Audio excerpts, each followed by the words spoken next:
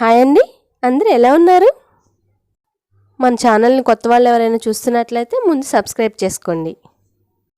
ఈ వీడియో మొత్తం చూసి మీకు నచ్చినట్లయితే ఒక లైక్ చేయండి. ఇప్పుడు కథ ఏంటో చూద్దాం. చిన్న పిట్ట కథే కదా అని స్కిప్ చేసేయకండి ఫ్రెండ్స్, ఇందులో చాలా నీతి ఉంది. ఓ పాడుపడ్డ బావి అంచుకు ఒక రావి చెట్టు మొలిసింది. ఆ రావి చెట్టు కొమ్మకు 2 పిట్టలు విడివిడిగా గూళ్ళు అల్లుకున్నాయి. మొదటి పిట్ట కష్టజీవి. వేకువనే లేచి బయటికి వెళ్ళి పీచు ఈనెలు సేకరించి గూడుని అల్లి ఆహారానికై రోజు ఎగిరిపోతూ ఉండేది. ఆ రెండో పిట్టను చూసారా, దానికి చాలా బద్ధకం ఎక్కువ. అది దాని బద్ధకంతో ఉన్న చోట నుంచి బయటకు వెళ్ళలేకపోయేది. దాని గూడు అది కట్టుకోవడానికి కూడా ఒళ్ళు బాగా బరువయ్యి ఎక్కడ ఉన్నది అక్కడే కూర్చుండేది. అందుకని దానికి ఒక ఉపాయం ఆలోచించింది. మొదటి పిట్టేమో రోజు పొద్దున్నే లేచి పీచు ఈనెలు తీసుకురావడానికి వెళ్ళేది కదా. ఆ పిట్టను రోజు ఈ పిట్ట చూస్తూ ఉండేది. అప్పుడు దీనికి ఒక ఐడియా తోచి ఆ పిట్ట అల్లుతున్న గూటిలో నుంచి పీచు ఈనెలు దొంగతనంగా తీసుకోవాలనుకుంది. మొదటి పిట్ట గూడు అల్లుతూ మధ్య మధ్యలో ఆహారం కోసం బయటకు వస్తూ ఉండేది.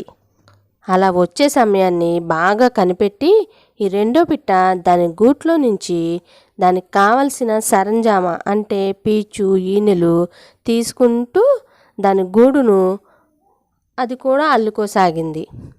జరుగుతున్న మోసాన్ని మొదటి పిట్టేమో గుర్తించలేకపోయింది. అలా కొన్ని రోజులు గడిచిపోయాయి. కొన్ని రోజులకు రెండో పిట్ట గూడేమో ఫాస్ట్గా పూర్తయిపోయింది. మొదటి పిట్ట గూడు మాత్రం అసంపూర్తిగా సగమే పూర్తయి ఉంది. ఆ రెండో పిట్ట గూడు పూర్తయిపోవటం చూసిన మొదటి పిట్టకు నిరుత్సాహం అనిపించినా కూడా గూడును దృఢంగా కట్టుకోవాలని అది నిదానంగా మంచిగా చక్కగా కట్టుకుంది. ఒకరోజు రాత్రి బాగా వర్షం పడింది. ఆ వచ్చిన వర్షం దాటికి మొదటిపిట్ట గూడు తట్టుకుని స్ట్రాంగ్గా నిలబడింది. కానీ రెండో పిట్టను చూసారా, తత్తరబాటుతనంగా కట్టుకుంది కదా. అందువలన దాని గూడు తెగి ఆ బావిలో పడిపోయింది.